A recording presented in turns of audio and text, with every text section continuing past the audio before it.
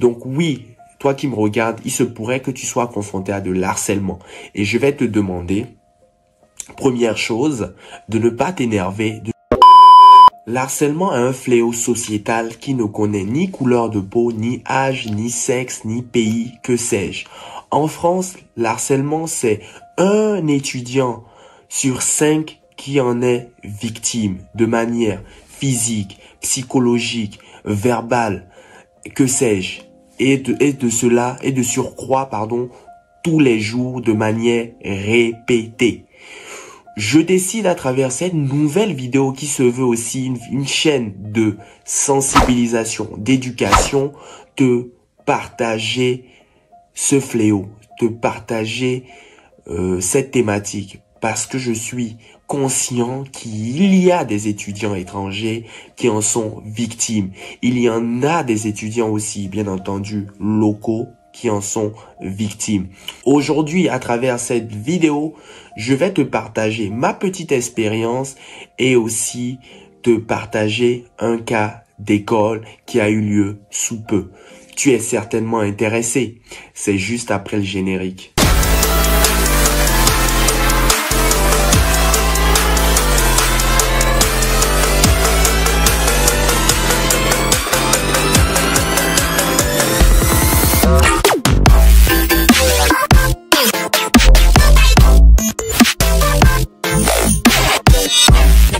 Salut à toi, moi c'est Christian de la chaîne EVF. À travers celle-ci, nous diffusons de nombreuses thématiques intéressantes qui vont t'aider à réussir non seulement ta démarche d'études en France et ton séjour dans l'Hexagone. Si tu n'es pas encore abonné, erreur. Abonne-toi, active la cloche de notification pour ne rien manquer de nos contenus. Tu l'as fait? Super. Donc oui, l'harcèlement est un fléau sociétal qui ne fait que prendre du terrain, qui ne fait que grandir, qui ne fait que devenir encore de plus en plus fréquent, que ça soit dans les lieux comme les établissements, que ça soit en entreprise, que ça soit sous la forme verbale, que ça soit sous la forme psychologique, que ça soit sous la forme physique et de manière répétée. Je me rappelle quand j'ai étudié au Bénin, j'étais au primaire, j'ai été victime d'harcèlement. J'ai été victime d'harcèlement et vu mon jeune âge à l'époque, je n'étais pas conscient de ce que c'était. Pour moi, ça me paraissait quelque chose, je dirais, de banal, de normal. Mais non, ce n'était pas quelque chose de banal. À l'époque, dans mon école, j'avais seulement 2 amis qui me soutenaient. 2 amis, on va dire, oui, 2 amis, 2 camarades ou 3 camarades. Et j'étais en guerre contre une grosse partie de mon école. Parce qu'il y a eu des choses qui ont été racontées sur mon compte, il y a des choses qui ont été inventées.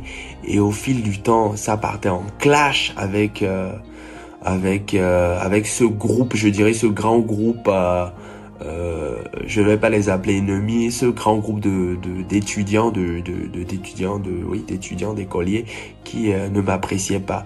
Donc c'était des fois des menaces, c'était des fois des violences, c'était des clashs, c'était des provocations, c'était des ramassis de conneries qu'on diffusait auprès de l'administration, auprès des autres étudiants pour que le maximum de personnes soient contre moi.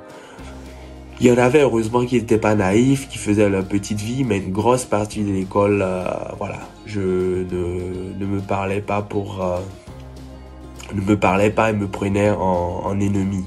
Mais je l'ai vécu, c'était très difficile, je dois l'avouer. Je n'étais pas heureux d'aller à l'école, mais j'y allais parce que j'avais pas le choix. Je faisais mes études, je travaillais. Je restais avec ces 2 personnes et aussi 2 ou 3 personnes de ma classe. Voilà, donc j'étais focus dans mes études. Et ça a été dur, je l'ai vécu pendant plusieurs années. Mais moi, quelque part, ça m'a rendu plus fort. Ça m'a permis de devenir ce que je suis aujourd'hui. Ce que je suis aujourd'hui, je suis quelqu'un qui est un électron libre, quelqu'un qui n'a pas besoin d'être assisté, qui n'a pas besoin qu'on soit d'accord avec moi. Pour moi, le plus important, c'est de donner mon point de vue, de l'expliquer et de me confronter aux autres. Même si tout le monde est contre moi, si je sais que ce que je dis est vrai, je n'ai pas peur de le dire, je l'assume et advienne que pourra.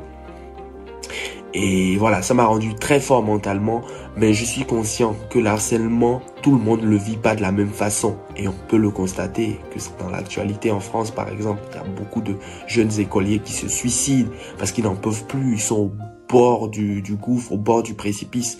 Donc, oui, je veux te partager cette thématique parce que tu auras peut-être malheureusement une mauvaise expérience à ce niveau à l'université.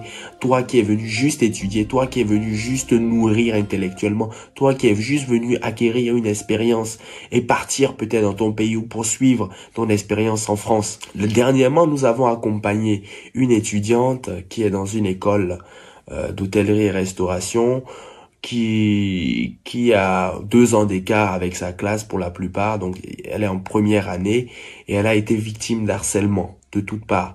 Au départ, c'était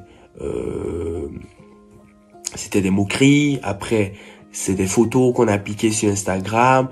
Il y a un petit groupe dans sa classe qui ont créé un groupe WhatsApp pour discuter d'elle, pour se moquer, pour prendre des photos à son insu, pour les modifier et pour rigoler, pour diffuser, etc., etc. Donc c'est devenu vraiment au fil du temps un grand problème. Tout le monde en était au courant et elle a été informée de cette situation par les étudiants de la 2e année avec lesquels elle s'entend très bien.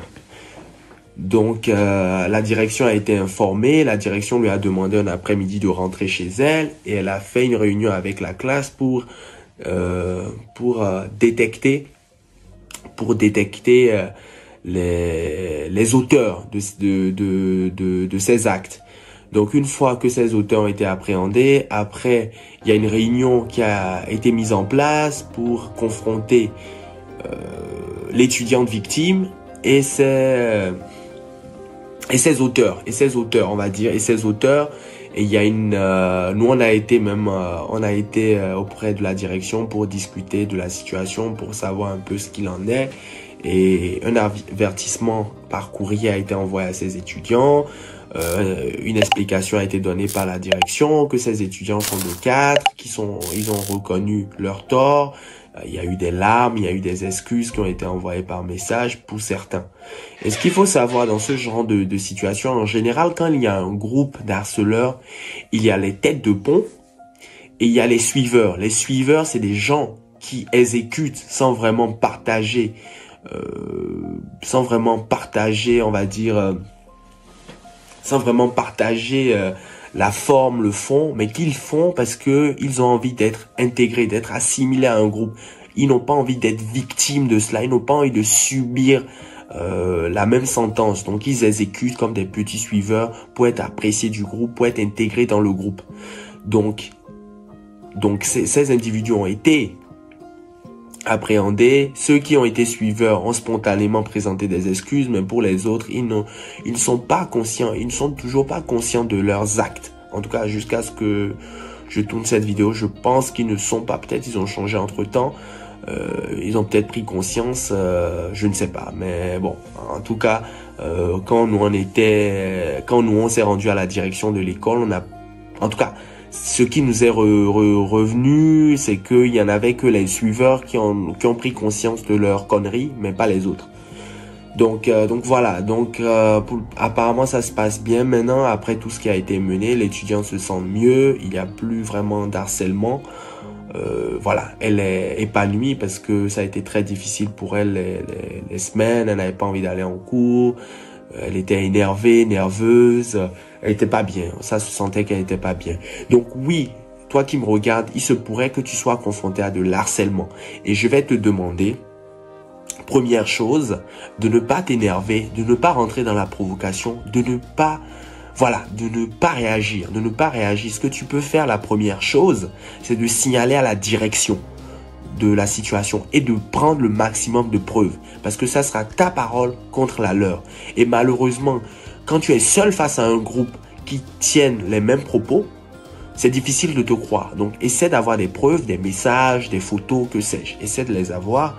Et une fois que tu les as, tu les soumets à la direction. Si la direction ne fait rien, tu laisses le temps un peu une semaine. Si la direction ne fait rien, appelle le 3018 pour te plaindre de la situation, pour que des inspecteurs puissent venir dans l'établissement et entreprendre les démarches nécessaires pour t'accompagner. Donc, en aucun cas ne réponds à la violence, ne réponds à la provocation, ramasse le maximum de preuves, soumets à la direction, vois ce que la direction fait. En parallèle, appelle le 3018. Et si le 3018 aussi, ça ne te suffit pas, n'hésite pas à aller porter plainte si tu es majeur. Tu peux porter plainte contre X pour harcèlement. Et si tu as les noms, tu donnes les noms et après la police fera le nécessaire pour les convoquer, pour que cela puisse se régler. Donc voilà ce que je tiens à partager. Et n'hésite pas aussi, ne t'enferme pas, essaie de partager autour de toi à tes camarades, à tes amis pour qu'ils puissent t'accompagner, te soutenir. Mais en aucun cas ne reste dans ton coin, en aucun cas n'aie des idées sombres. Agis et tu saches que tu n'es pas la victime, tu es dans ton plein droit pour que ces auteurs, ces harceleurs soient sauvagement punis avec la dernière rigueur. Mais si tu ne réagis pas, tu ne fais pas ce que je te dis, contacter la direction pour qu'elle soit au courant. Parce que si la direction n'est pas au courant, ça va être compliqué. Après, derrière, la direction peut se dédouaner. Appelle aussi le 3018 et derrière, n'hésite pas à porter plainte. Tu verras, en faisant ces 3 étapes, tu verras que derrière, quelque chose de bien va en découler. Ces harceleurs vont arrêter de t'harceler violemment, verbalement, physiquement, parce que soit ils auront le déclic que leur avenir pourrait en pâtir, ou soit ils auront peur d'avoir des amendes, d'être en prison, etc., etc. Donc il y a tout un dispositif qui est mis en France pour punir ces harceleurs, pour que plus jamais cela ne se répète, pour que plus jamais il y ait des étudiants qui veuillent en finir avec leur vie, qui veulent en finir avec leur vie pour éviter justement ces drames qu'on a eu dernièrement avec pas mal d'étudiants, des écoliers. Donc, il y a tout un dispositif. Sache que tu n'es pas seul, ne reste pas seul et tu verras derrière que tu pourras sereinement poursuivre tes études dans de bonnes conditions. Voici ce que je tenais à partager. N'hésite pas à liker cette vidéo si tu l'as aimé, à la partager. C'est très important. Je sais que dans certains pays, on ne se rend pas compte de l'harcèlement, ce que cela peut représenter. On a tendance à banaliser, à fragiliser la victime, à lui dire que oui, non, c'est rien, tu es un fragile. Non, il n'y a pas de fragile.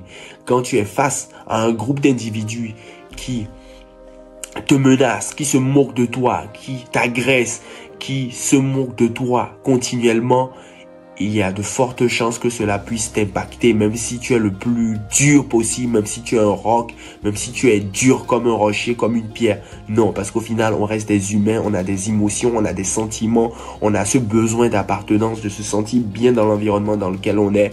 Donc, en aucun cas n'aie honte si jamais tu te sens victime d'harcèlement. Agis. Et n'hésite pas aussi à nous écrire si tu as besoin d'être conseillé, accompagné, si tu es dans le cas.